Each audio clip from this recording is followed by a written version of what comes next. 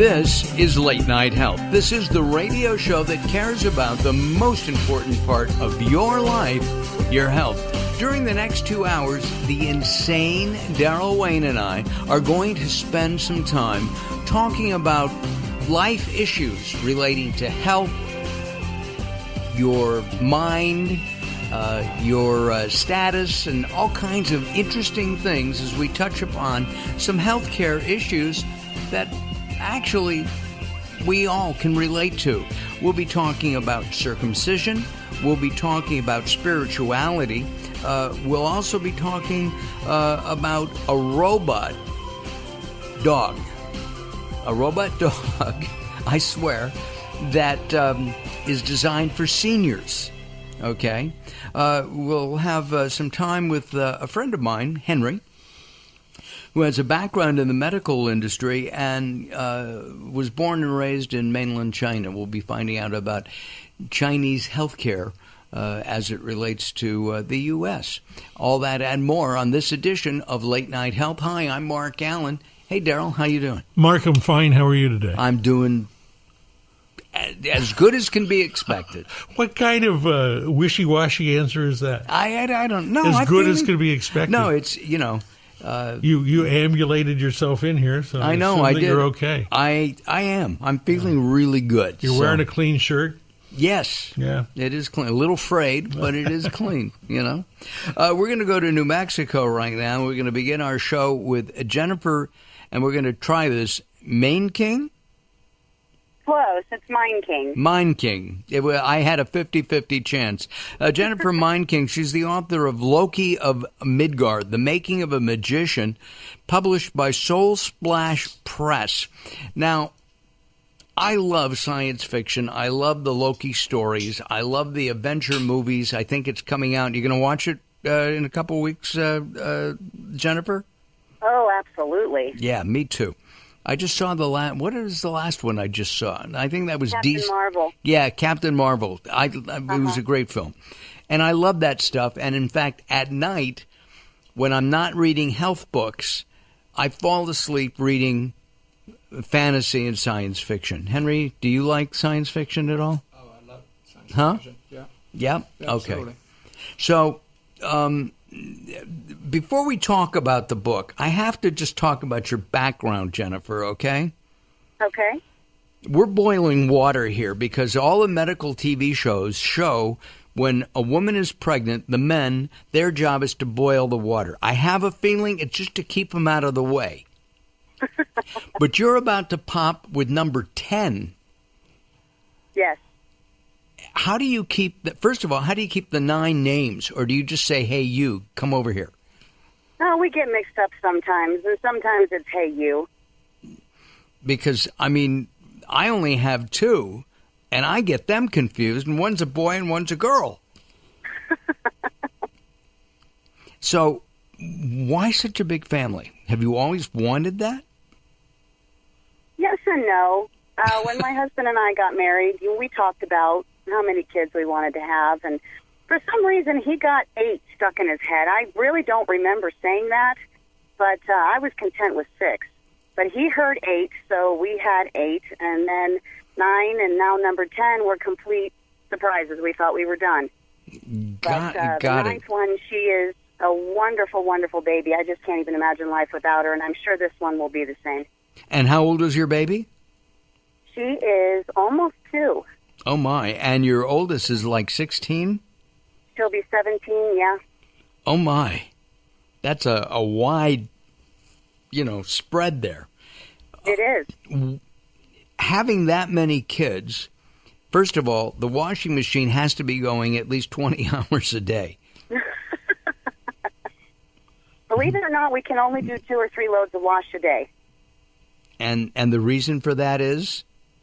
Well, we live out in the country, and septic, the septic pump system is so much different than it is when you're on city sewage. Ah, oh, that's interesting. So you can have a modern washing machine, but you can't, it won't drain. It does, but if you overtax the system, then you get into trouble. All right, got it. Never having worked or lived with a septic system actually, even the modern plumbing is beyond me. I call Henry, and he comes over and works, helps me out because he's handy and I'm not. I'm really curious, with all those kids, with all the time that it takes to raise kids, all right, the 2-year-old, you may have nursed for a certain length of time. I did. Mm-hmm. Right? The 17-year-old is a young woman. Yes.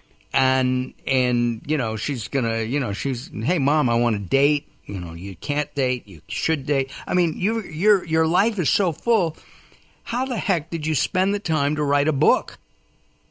Well, I have to tell you, modern technology is a wonderful thing. I wrote most of it on my phone. It's amazing what you can get done when you have 5 minutes here, 10 minutes here, a half hour here, waiting for my daughter to get off work. She doesn't drive quite yet, so I have to ferry her around everywhere. And when that happens, sometimes I have a little bit of free time where I can, jot down a few notes or pull open Google Docs and just go with it. And when do you dictate into the phone? Is that what you're doing, or are you writing? I have dictated into the phone. I don't necessarily like doing that because my microphone is really messed up, and sometimes it will type things that I'm looking at it going, what in the world is that? So usually I just use my thumbs, like you would with texting.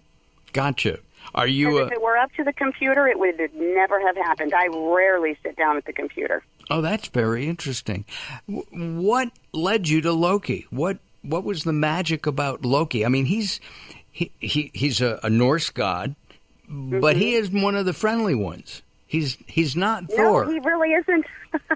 No, he's a nasty SOB. He really is, especially in the Norse mythology. Yeah, he's a trickster. Well, he's even worse than a trickster in Norse mythology. He's downright villainous. I didn't realize that. At the same time, there is a complexity to him that when you dig a little bit deeper, it gets very interesting. You start to see a little bit of maybe how the wheels turn in his mind. And I think that's what fascinated me about him, is he doesn't really take the most traditional approach to thinking about things, and neither do I. So I identify with him in a lot of ways, and I feel that Marvel... Oh, wait a second. Hold on a second. Are you telling me that you're a nasty Norse god? Oh, not at all. I mean, you sound like a lovely young lady.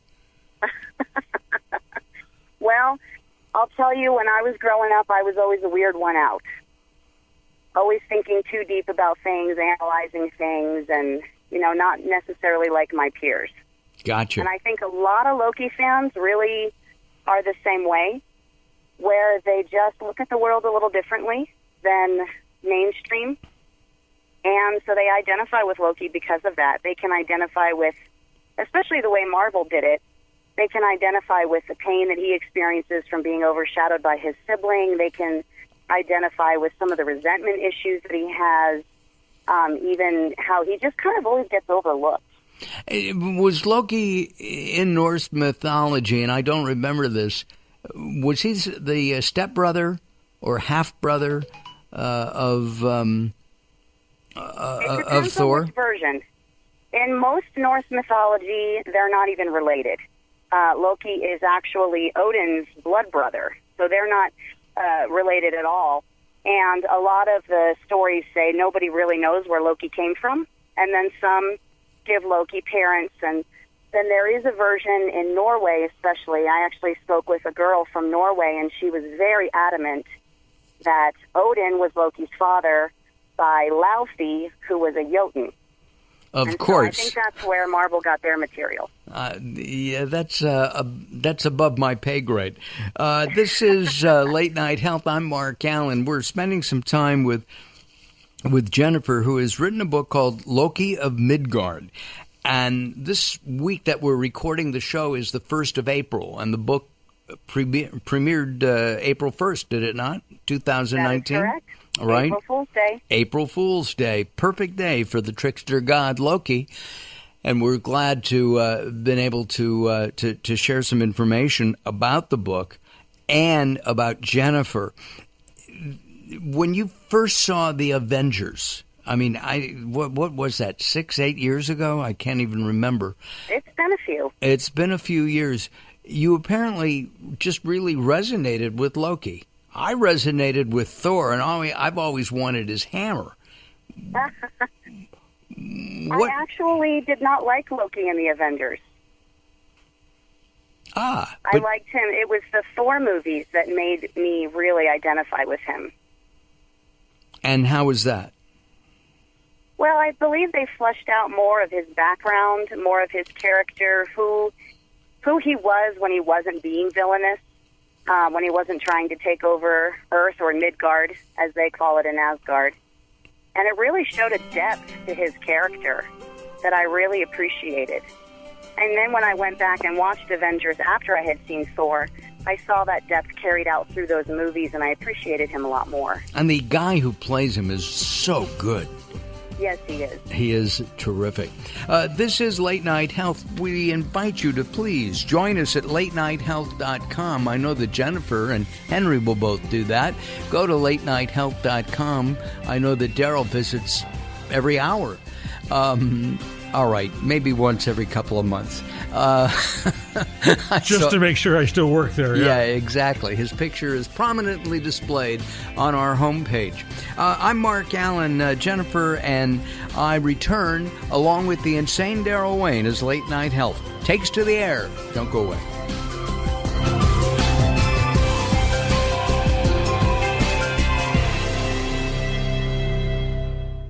Welcome to Guide to the Soul. This is Robert Clancy. Hope is one of those words that has no synonyms. It just simply is, and it's something that you'll have in your life as long as you want it. You can only lose hope when you choose to let go of it. So why let go? Each day of your life is a blank canvas, and you will always have a choice on how you paint it. It takes courage to take a journey of hope. But it's up to you to take that first step. And it's always accomplished by taking one step at a time. Hope is the greatest beacon you have to help you find your way out of the shadows of darkness, back to the light of a new day. For more inspiration from Robert Clancy, visit guidetothesoul.com or go to the Moments with Robert page on latenighthealth.com. Recently, I met Jacqueline from Bright here in Los Angeles. She gave me a hearing exam and then showed me how to hear again with the new Signia Pure Series hearing aids, and she can give you your life back too. I hear birds chirping, birds cooing, and even my wife. They easily connect to my smartphone. The Signia hearing aids are amazing, and with the charge and go, I don't have to fiddle with batteries and hear all day long. Not hearing is frustrating for you and your family. I know you don't have a problem, but trust me, call Bright Here now for a free hearing exam, a $125 value, yours free, just for making an appointment now. There are offices throughout the Los Angeles area. Call Bright Here now at 323-424-7100. That's 323-424-7100 for a free hearing exam. There's no obligation. Call now, 323-424-7100, or visit them on the web at brighthere.com.